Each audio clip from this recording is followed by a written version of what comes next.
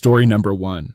A spiritual story of the cup of tea. Once, a Zen master invited a scholar to his home. The scholar, eager to learn, began sharing his knowledge about Zen. The master, listening intently, poured tea into the scholar's cup until it overflowed. "Stop! The cup is full!" the scholar exclaimed. The master calmly responded, "Just like this cup, your mind is already full of preconceived notions and beliefs. How can I teach you anything if you're not willing to empty your mind first?" The scholar, stunned, realized that before learning, he had to empty his mind of pride, arrogance, and assumptions.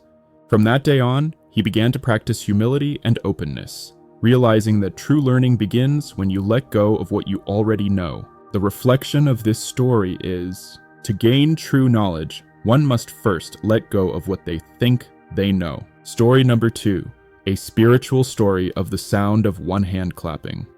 A young monk approached his Zen master with a question. "Master, what is the sound of one hand clapping?" The master looked at the monk and said nothing, then suddenly slapped him.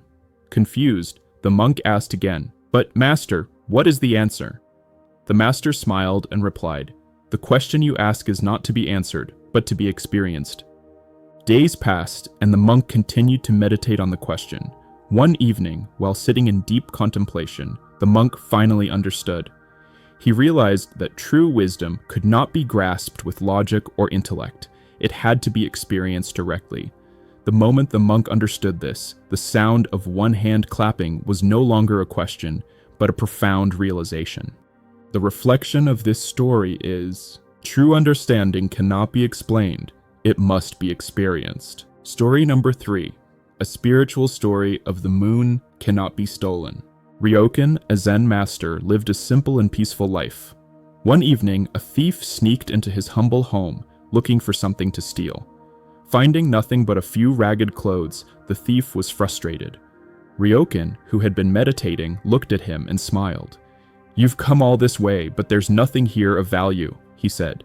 "But take my clothes as a gift." The thief, startled, took the clothes and left. Ryokan sat naked under the moon, watching its light reflect on the earth. "Poor man," he sighed. "I wish I could give him this beautiful moon as well." In that moment, Ryokan realized that true wealth is not material, but the peace and beauty that are ever present within and around us. The reflection of this story is, material posesiones están fleetes, pero la paz y la belleza del mundo son eternas e imprescindibles. Story number 4. A spiritual story of the finger pointing to the moon.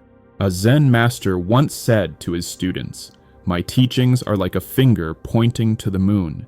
If you focus on the finger, you will miss the moon." One student, eager to learn, kept fixating on the finger and analyzing every movement of the master's hand. He missed the bigger picture, the moon. A master seeing this explained, "The teachings are a guide to the truth, but the truth itself is beyond words, beyond concepts, beyond the finger. If you cling to the finger, you will never see the moon." In time, the student understood that spiritual teachings are meant to point to a deeper truth, but the truth itself can never be fully grasped by the mind alone. It must be experienced directly, beyond concepts and words. The reflection of this story is, spiritual teachings are just pointers. The truth is something you must experience for yourself. Story number 5, a spiritual story of the empty boat. One day, a man was rowing his boat across a river when another boat suddenly collided with his. Filled with anger, he shouted at the other boatman, only to realize that the boat was empty. He felt foolish for his anger, realizing that his reaction was based on an assumption that someone else was at fault. In that moment, he understood that his anger was not caused by the empty boat, but by his own mental projections. His realization brought him a profound peace. He smiled, letting go of his anger and realizing that much of our suffering comes from reacting to things that don't actually harm us. The reflection of this story is, anger and suffering arise not from external events, but from our reaction to them. True peace comes when we let go of our projections. Story number 6, a spiritual story of the farmer's luck. A farmer's horse ran away. and his neighbors sympathetic said, "What bad luck you have."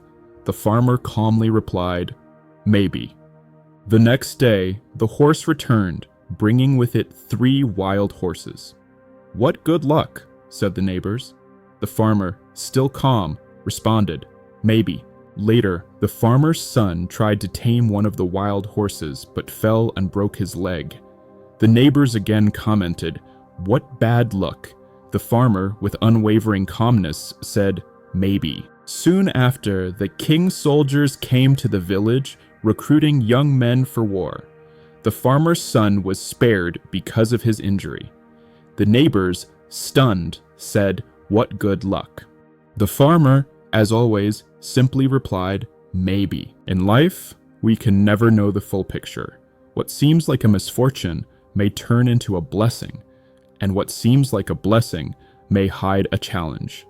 The reflection of this story is, life's events are unpredictable, and what may appear as misfortune could be the beginning of a hidden blessing. Story number 7, a spiritual story of the 2 arrows. The Buddha once asked his disciples, if a person is struck by an arrow, is it painful? The disciples replied, "Yes, of course, it is painful." The Buddha continued, "If that person is then struck by a second arrow, is it more painful?" "Yes, even more painful," they said. The Buddha smiled gently and explained, "The first arrow is the unavoidable pain of life, things that happen to us that we cannot control. The second arrow is our reaction to that pain, our fear, our anger, our resistance. While we cannot avoid the first arrow, we can choose not to be struck by the second." This story reminds us that suffering often comes not from the circumstances themselves, but from the way we respond to them. The reflection of this story is, pain is unavoidable, but suffering is optional. Our response to challenges determines our peace of mind. Story number 8, a spiritual story of the salt doll. A salt doll, eager to understand the depth of the ocean, ventured into the sea. As it waded deeper, it began to dissolve, but not before realizing something profound. "I have become one with the ocean," the salt doll thought as it melted away. It was in the process of dissolving into the vast ocean that the doll realized the very thing it sought to understand. The ocean and the doll were never separate. This story teaches us that true understanding comes when we are completely immersed in the experience, when we dissolve our separateness and merge with what we are seeking to know. The reflection of this story is, true understanding can only come when we fully experience something, not just intellectually grasp it. Story number 9, a spiritual story of the empty mind. A Zen master asked his disciples to meditate in silence for a week. After the week was over, he asked each one what they had learned. One by one, the disciples shared their experiences, each trying to sound wise and knowledgeable. Finally, the master turned to the youngest disciple, who had remained silent the entire week. "What about you?" he asked. The young disciple replied, "I have nothing to say." The master smiled and said, "You have learned the most important lesson, emptiness. When the mind is empty, it is like a mirror, reflecting the world as it is. To gain wisdom, you must first empty your mind of all distractions, opinions, and assumptions." This story teaches us that true wisdom comes not from accumulating knowledge, but from creating space for pure experience. The reflection of this story is, true wisdom is found not in filling the mind, but in emptying it of preconceived notions. Story number 10, a spiritual story of the old man and the mountain. A young man approached an old sage at the foot of a mountain. "Master, I seek enlightenment. How do I find peace and joy in this life?" The old man pointed to the mountain. "Climb it," he said.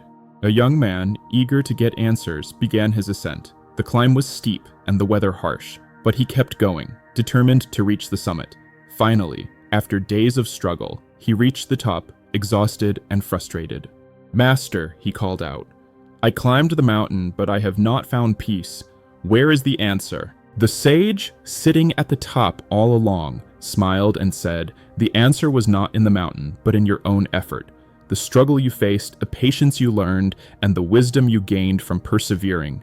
These are the very things that lead to peace. Sometimes, the answers we seek lie in the journey itself, not the destination.